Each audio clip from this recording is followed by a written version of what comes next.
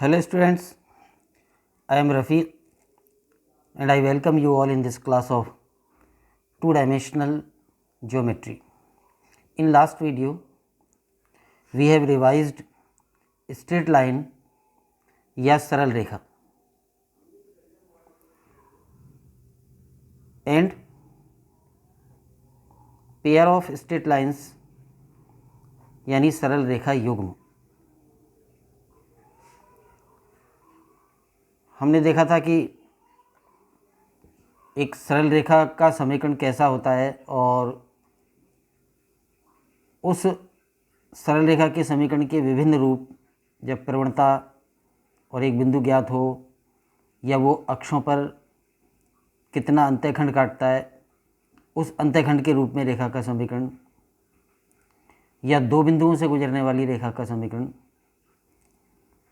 या दो सरल रेखाओं के समीकरण का संयुक्त रूप यानी दो सरल रेखाओं के युग्म का समीकरण, ये सब हमने लास्ट वीडियो में रिवाइज किया था। Today we are going to revise circle. Circle या वृत्त। आज हम सर्किल या वृत्त को रिवाइज करने जा रहे हैं। ये तो बताने की आवश्यकता नहीं है कि सर्किल कैसा फिगर होता है, सभी जानते हैं। वृत्त अगर हम डिफाइन करें तो एक स्थिर बिंदु C एक प्लेन पर ले लें, एक समतल पर एक फिक्स पॉइंट C ले लिए। अब एक मूविंग पॉइंट P इस प्रकार हो कि P ऑलवेज इसी प्लेन पर मूव करे और इस कंडीशन के साथ मूव करे कि इस बिंदु P की बिंदु C से जो डिस्टेंस है, मान लो वो R है, तो ये R ही बनी रहे, यानी दूरी फिक्स बनी रहे। तो अगर P इस बिंदु C से एक स्थिर दूरी R पर रहते हुए इसी समतल पर मूव करता है, तो P का जो बिंदु पथ होता है, लोकस, वो एक सर्किल हो जाता है। जैसे P यहाँ पर है इस प्लेन पर और C से R दूरी पर है, P यहाँ आ गया और C से R दूरी पर ही रहा, फिर P यहाँ आ गया और C से R दूरी पर ही रहा, फिर P यहाँ आ गया। तो P C से R दूरी पर रहते हुए और इसी प्लेन पर रहते हुए विभिन्न स्थानों पर जाता जाएगा और P के इन सारे स्थानों को मिलाने से जो आकृति बनेगी वो सर्किल कहलाएगी। तो ये सर्किल का कंसेप्ट है। डेफिनेशन क्या हो गई? Circle is a locus. Locus means बिंदु पथ। एक बिंदु के मूव करने से जो पथ बनता है उसको हम उस बिंदु का बिंदु पथ या लोकस कहते हैं।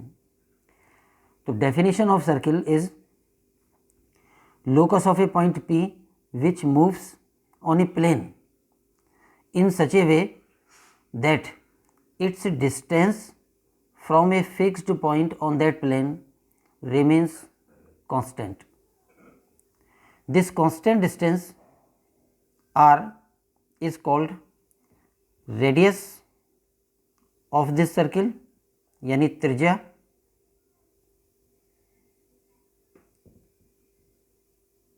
and this fixed point C is called center या केंद्र इस वृत्त का। तो वृत्त इस तरह की आकृति होती है। और भी वृत्त के बारे में बहुत सारी बातें जो आप सभी जानते हैं। ये वृत्त की परिधि कहलाती है, सर्कमफेरेंस। ये बीच में बिल्कुल केंद्र में जो बिंदु है, जैसे बीचों बीच जो बिंदु है, इसको हम वृत्त का केंद्र कहते हैं। वो जो बिंदु यहाँ C था जिससे कि P की दूरी अचर रहेगी, ये वृत्त का केंद्र हो जाता है। केंद्र से गुजरने वाली कोई भी रेखा यानी वृत्त की परिधि के किन्हीं दो बिंदुओं को मिलाने वाली ऐसी रेखा जो केंद्र से भी गुजरे, वृत्त का व्यास कहलाती है। व्यास की लंबाई त्रिज्या की दोगुनी होती है। ये वृत्त की जीवाएं हैं। जीवाओं की लंबाई यानी वृत्त की परिधि के किन्हीं दो बिंदुओं को मिलाने वाली रेखा जीवा कहलाती है, और अगर वो रेखा केंद्र से भी गुजरे तो व्यास कहलाता है। यानी व्यास जीवा का ही एक पर्टिकुलर रूप होता है।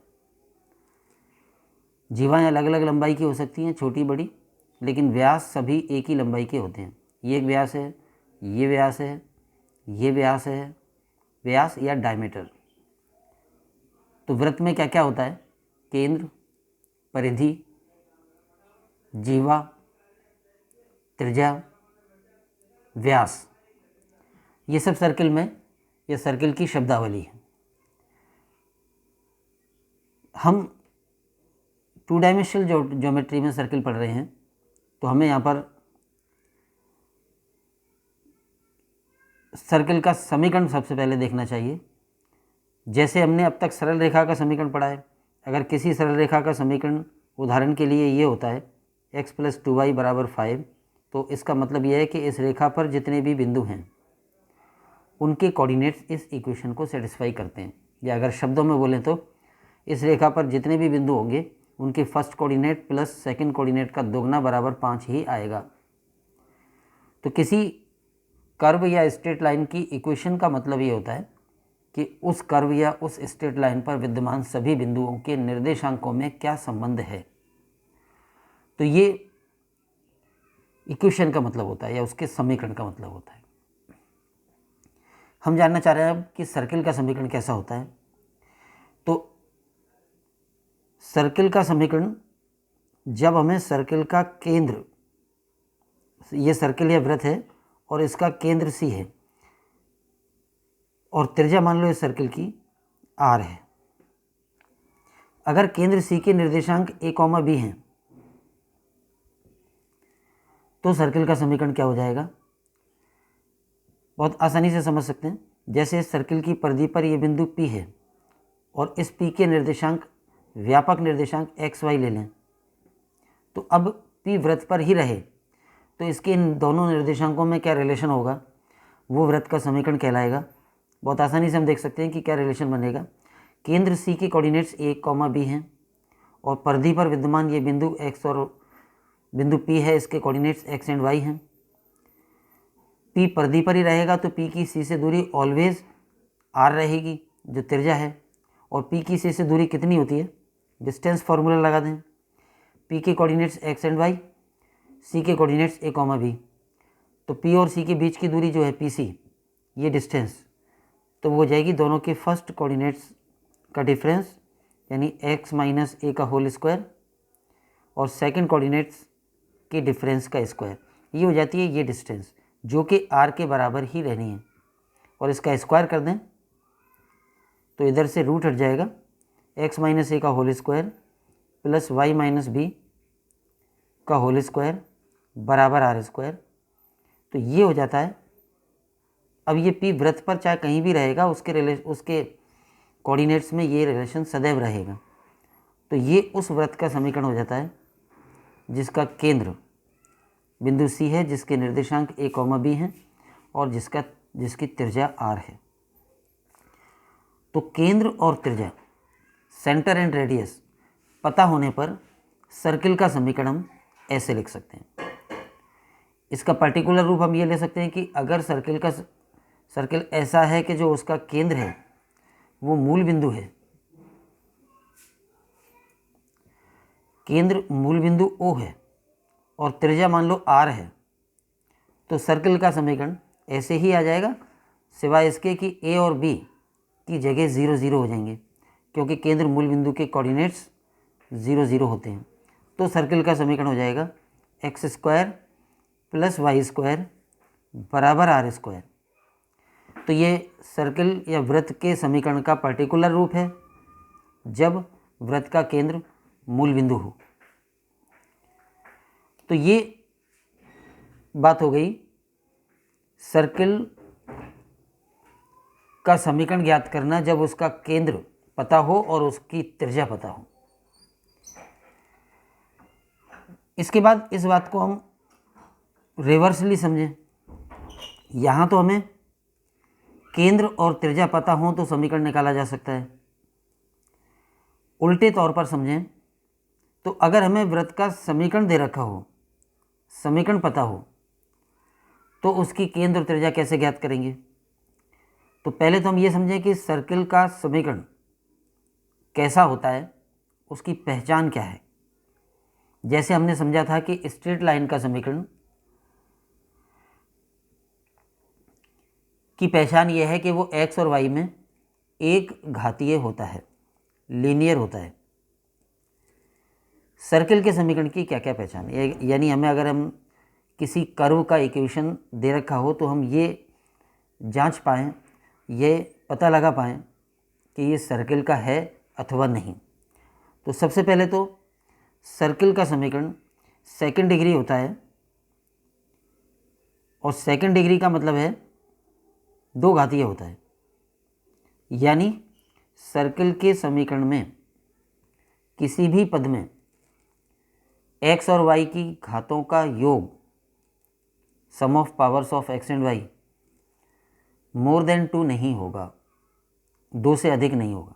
हर पद में 2 या 2 से कम घात होगी। एक पहली बात तो ये, यानी दो घातीय होता है, सेकंड डिग्री इक्वेशन होता है। जब हम x और y का कोई बहुपद लिखते हैं तो किसी पद की घात कैसे देखते हैं? जैसे मान लो मैंने लिखा 6x² plus 5xy plus 9x² minus 6y² plus 8x minus 7y plus 3 बराबर 0। ये एक मैंने कोई इक्वेशन लिखी। ये x और y यानी दो चरों में एक बहुपदीय समीकरण है। ये पॉलिनोमियल है, एक बहुपद है। बहुपद मतलब कई सारे पद जिनमें हर पद में x और y की घातों वाले ही पद हों केवल, और वो घातें भी 0 या पॉजिटिव इंटीजर्स हों, यानी नेचुरल नंबर्स या धन पूर्णांक। ये फर्स्ट टर्म जो है इसकी, ये हम इसे कह सकते हैं तीन घातीय पद, क्योंकि इसमें 2x की घात और 1y की घात है। ये सेकंड टर्म कहलाएगी दो घातीय पद, एक x की एक y की। ये भी दो घातीय पद है, x की घात 2 है और y की 0 है। ये भी दो घातीय पद है, इसमें x की घात 0 है और y की घात 2 है। ये एक घातीय पद है, ये एक घातीय पद है, और ये 0 घातीय पद है। तो ये तो हो गई अलग अलग पदों की घात। ये दो घातीय, ये दो घातीय, ये दो घातीय, ये भी, और ये पद दो पद एक घातीय हैं, और ये 0 घातीय पद है। तो बहुपदीय समीकरण में अलग अलग पदों की घात देख लें पहले तो, और फिर अधिकतम जितनी घात का पद उसमें मौजूद है वो पूरा समीकरण उतने घातीय समीकरण कहलाता है। जैसे इसमें 3 घात का पद मौजूद है अधिकतम, तो ये 3 घातीय इक्वेशन कहलाएगी, polynomial equation of third degree. ये समीकरण की घात देखने का मतलब होता है। अधिकतम घात जितनी है पूरा समीकरण उतनी घात का कहलाएगा, मैक्सिमम डिग्री जितनी है, और अलग अलग पदों की घात अलग अलग देख सकते हैं। अगर सभी पद समान घात के हों तो वो समघात या होमोजेनियस कहलाता है। वो समीकरण कहलाता है होमोजेनियस या समघात समीकरण।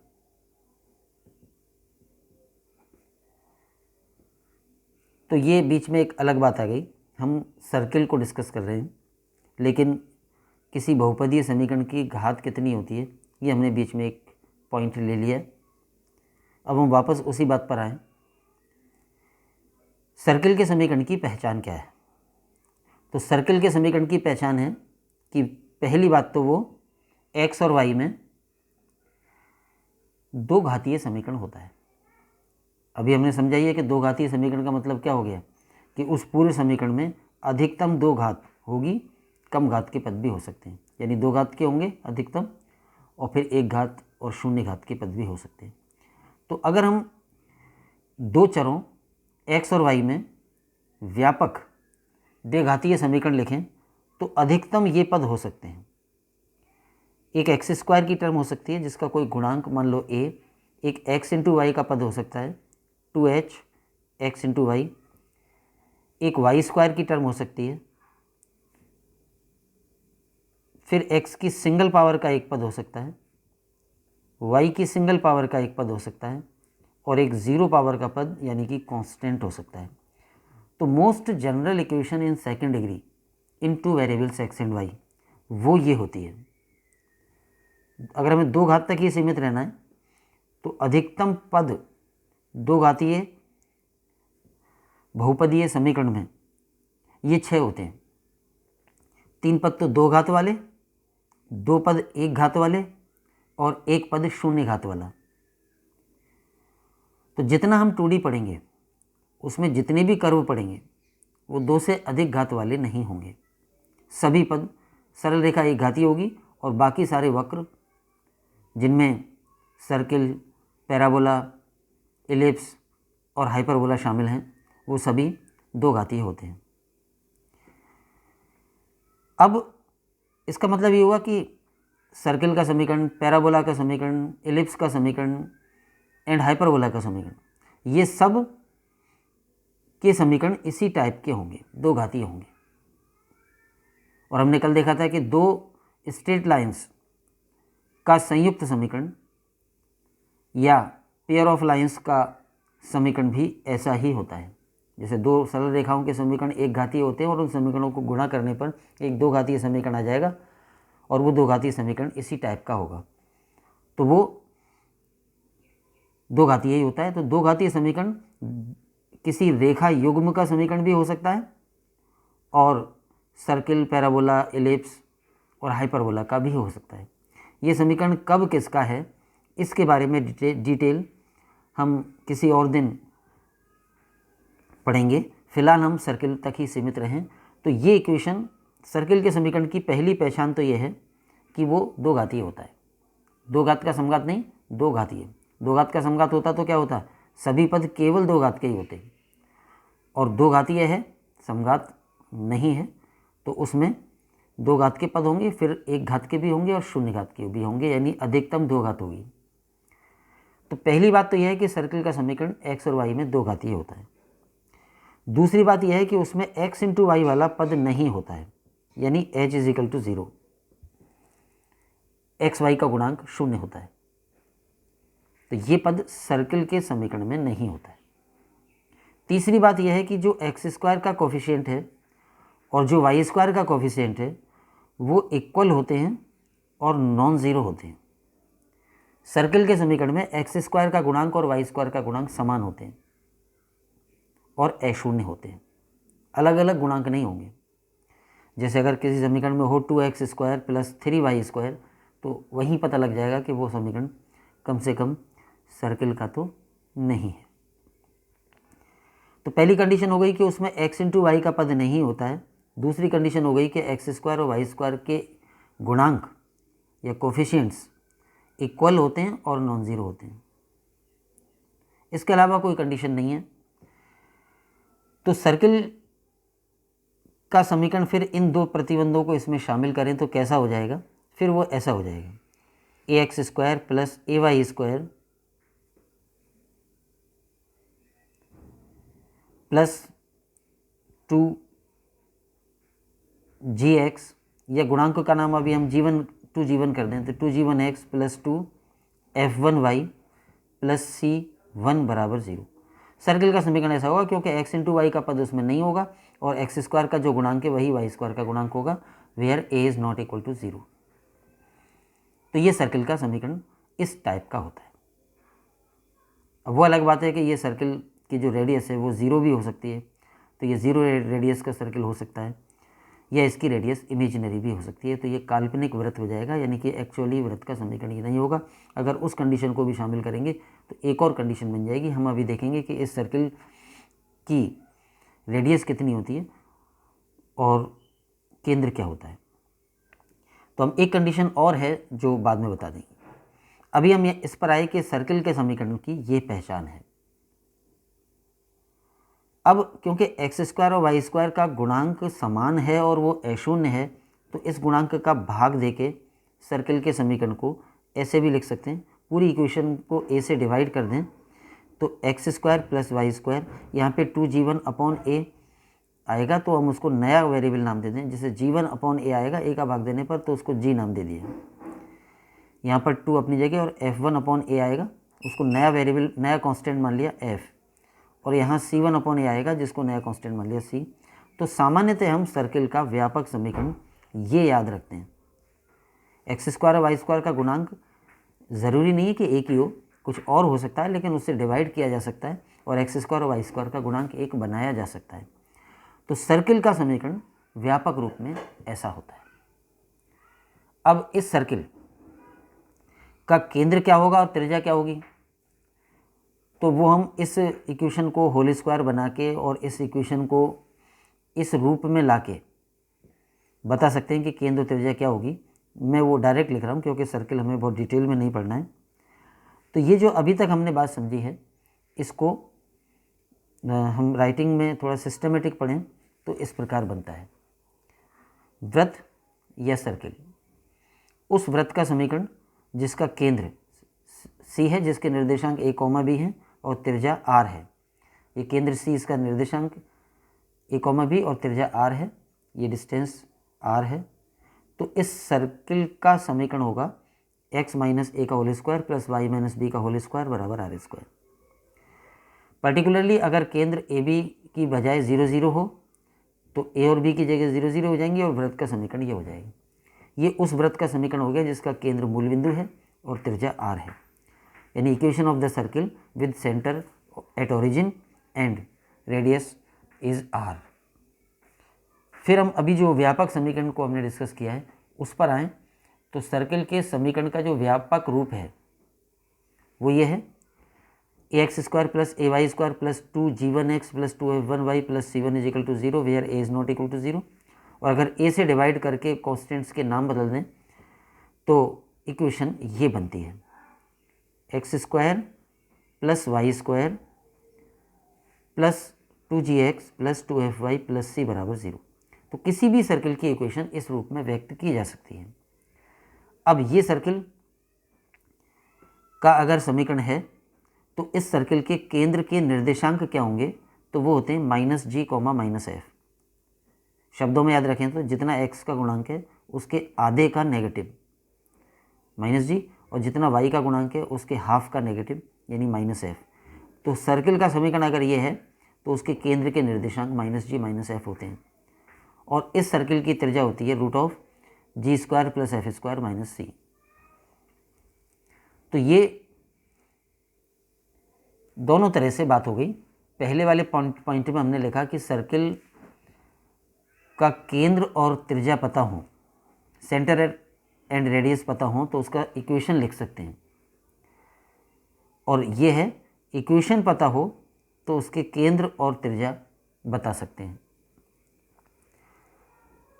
अब जो त्रिज्या है वो क्योंकि g square plus f square minus c का रूट है, और हम जानते हैं कि नेगेटिव नंबर का रूट इमेजिनरी नंबर हो जाता है, ऋणात्मक संख्या का वर्गमूल काल्पनिक संख्या हो जाती है। तो ये सर्किल एक्चुअली सर्किल तभी होगा जब ये जो अंदर का पद है यानी कि g square plus f square minus c ये नॉन नेगेटिव हो, यानी ये नेगेटिव ना हो, और उसके लिए कंडीशन हो जाएगी g square plus f square minus c, g square plus f square minus c must be greater than और इक्वल टू 0, या g square plus f square is greater than और इक्वल टू सी। तो ये इस बात का प्रतिबंध है कि ये समीकरण कोई वास्तविक सर्किल बनाए। अगर g square plus f square minus c negative हो जाएगा तो फिर इसकी रेडियस इमेजिनरी आएगी, का मतलब ये एक्चुअली कोई सर्किल नहीं होगा, इमेजिनरी हो जाएगा। तो ये सर्किल के समीकरण का व्यापक रूप, और इस व्यापक रूप से केंद्र और त्रिज्या ज्ञात करना, ये इसमें आ जाता है। उसके बाद या अगर हम यहाँ तक की बात को एग्जाम्पल से बताने की खास आवश्यकता नहीं है। अगर आपको केंद्र और त्रिज्या पता है तो समीकरण लिख देंगे, और समीकरण पता है तो केंद्र और त्रिज्या लिख देंगे। अब हम आगे चलें। उस वृत्त का समीकरण जिसके किसी व्यास के सिरों के निर्देशांक पता हो, यानी अभी हमने वृत्त का समीकरण कैसे लिखा था, जब उसका केंद्र और त्रिज्या पता हो, और अब हम सर्किल का समीकरण उस परिस्थिति में लिखना चाह रहे हैं जब हमें वृत्त के बारे में क्या जानकारी हो, उसके किसी व्यास के दोनों सिरों के निर्देशांक पता हों। जैसे ये सर्किल है और ये ए बिंदु वृत्त की परिधि पर और ये बी बिंदु वृत्त की परिधि पर, इनको मिलाने वाली रेखा वृत्त का व्यास है। व्यास है का मतलब जो वृत्त का केंद्र सी है उससे गुजरती है। तो ये वृत्त का व्यास है। कोई कितने भी व्यास होते हैं, वृत्त के अनंत व्यास होते हैं, केंद्र से गुजरने वाली हर जीवा व्यास होती है। तो ये वृत्त का एक व्यास है और व्यास के जो ये सिरे हैं ए और बी, इनके कोऑर्डिनेट्स पता हैं। ए के कोऑर्डिनेट्स x1 y1 और बी के कोऑर्डिनेट्स x2 y2 है। तो सर्किल का समीकरण ये हो जाएगा x minus x1 into y minus y1। ये थोड़ा सही नहीं आया, ये इक्वेशन होगा, मैं दोबारा लिख देता हूँ, x minus x1 into x minus x2 plus y minus y1 into y minus y2 बराबर 0। ये होता है, यानी x माइनस व्यास के एक सिरे का first coordinate into x minus दूसरे सिरे का first coordinate plus y minus एक सिरे का second coordinate into y minus दूसरे सिरे का सेकंड कोऑर्डिनेट बराबर 0। ये इक्वेशन गुणा वगैरह करके सरल करके उसी रूप में आ जाएगी जैसा कि सर्किल का समीकरण का रूप होता है। तो ये हो गया व्यास रूप में सर्किल का समीकरण। इसके बाद आते हैं हम सर्किल की स्पर्श रेखा और अभिलंब। जैसे हम जानते हैं कि ये एक सर्किल है, इसके हर बिंदु पर एक स्पर्श रेखा बनेगी और एक अभिलंब बनेगा। ऐसी रेखा जो सर्किल को केवल इस बिंदु पर टच करती है, यानी उस रेखा और सर्किल का कॉमन पॉइंट एक ही है, उस स्थिति में ये रेखा इस वृत्त की इस बिंदु पर खींची गई स्पर्श रेखा या टेंजेंट कहलाती है। और वो हर एक बिंदु पर होगी। जैसे इस बिंदु पर स्पर्श रेखा ये रेखा होगी, इस बिंदु पर स्पर्श रेखा इधर एक रेखा बनेगी जो सर्किल को इस बिंदु पर टच करेगी। हर बिंदु पर एक स्पर्श रेखा होती है और एक अभिलंब या नॉर्मल होता है।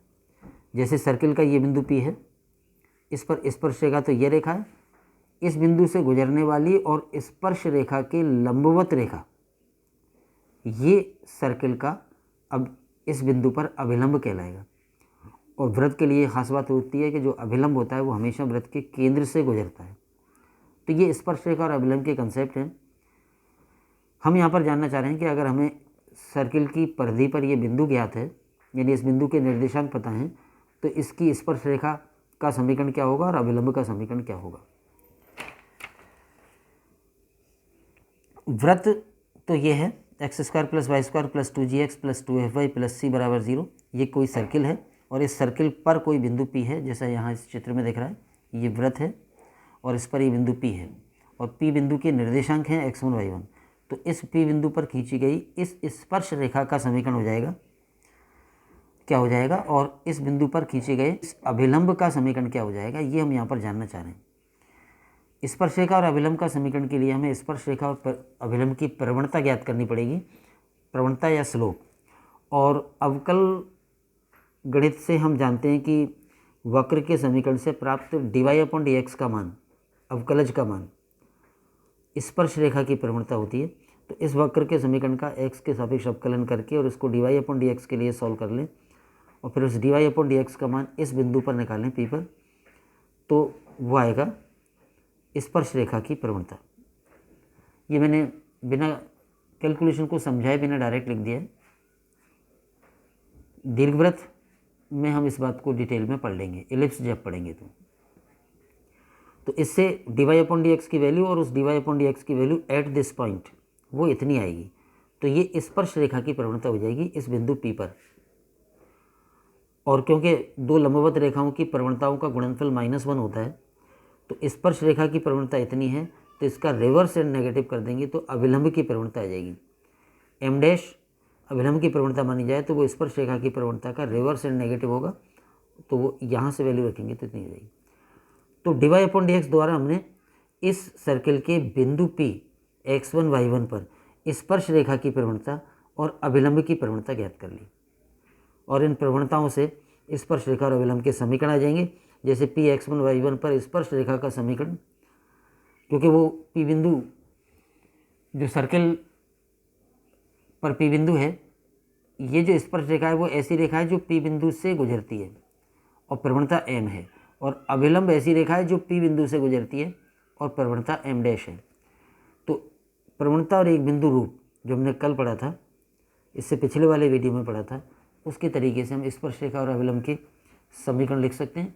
तो P बिंदु पर जो स्पर्श रेखा है उसका समीकरण हो जाएगा y माइनस वाई वन बराबर प्रवणता into x minus x one. प्रवणता m का ये मान रख देंगे और ये मान रख के इसको सॉल्व कर लेंगे तो स्पर्श रेखा का समीकरण ये आ जाएगा x1 x plus y1 y plus g x plus x1 plus f y plus y1 plus सी।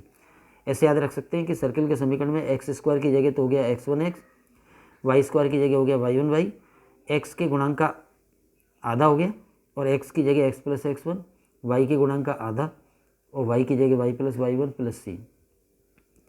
सिमिलरली सर्किल के इसी बिंदु P x1 y1 पर अभिलंब का समीकरण लिखेंगे तो वो हो जाएगा y माइनस वाई वन बराबर अभिलंब की प्रवणता m dash into x minus x one, और इसको इसमें m डैश का वो मान रख दें और सरल कर लें तो ये आएगा y माइनस वाई वन बटे वाई वन प्लस एफ और x माइनस एक्स वन बटे एक्स वन प्लस जी। ये अभिलंब का समीकरण हो जाएगा। तो आप आगे की स्टडी के लिए ये सीधे याद रख सकते हैं कि सर्किल के बिंदु x1 y1 पर स्पर्श रेखा का समीकरण तो ये होता है और अभिलंब का समीकरण ये होता है। ये कैसे ज्ञात हुआ इसको बहुत डिटेल में मैंने नहीं लिया है क्योंकि दीर्घवृत्त में हम ये डिटेल में कर लेंगे। अगर ये सर्किल जनरल सर्किल होने की बजाय मूल बिंदु केंद्र वाला होता तो इसका समीकरण होता ये x square plus y square बराबर आर स्क्वायर। इसके बिंदु x1 y1 पर स्पर्श रेखा क्या आएगी तो एक्स स्क्वायर की जगह x1 x और वाई स्क्वायर की जगह y1 y। ये इस वाले वृत्त के बिंदु x1 y1 पर स्पर्श रेखा का समीकरण है और इसी बिंदु पर अभिलंब का समीकरण ये आ जाएगा y बराबर एफ अपॉन जी इंटू एक्स। तो आज हमने सर्किल के बारे में प्रारंभिक जानकारी को रिवाइज किया है। सर्किल की डेफिनेशन, सर्किल के समीकरण के विभिन्न रूप, केंद्र और त्रिज्या पता होने पर सर्किल का समीकरण ज्ञात करना और सर्किल का समीकरण पता होने पर उसकी केंद्र और त्रिज्या ज्ञात करना। इसके अलावा व्यास रूप में सर्किल का समीकरण, जब सर्किल के किसी व्यास के दोनों सिरों के निर्देशांक पता हों तो उस सर्किल का समीकरण कैसे लिखेंगे। इसके अलावा सर्किल पर कोई बिंदु P x1 y1 हो तो उस बिंदु पर खींची गई सर्किल की स्पर्श रेखा या टेंजेंट का समीकरण और अभिलंब या नॉर्मल का समीकरण कैसे ज्ञात करते हैं। आज के लिए इतना ही। Thanks to all. जय हिंद।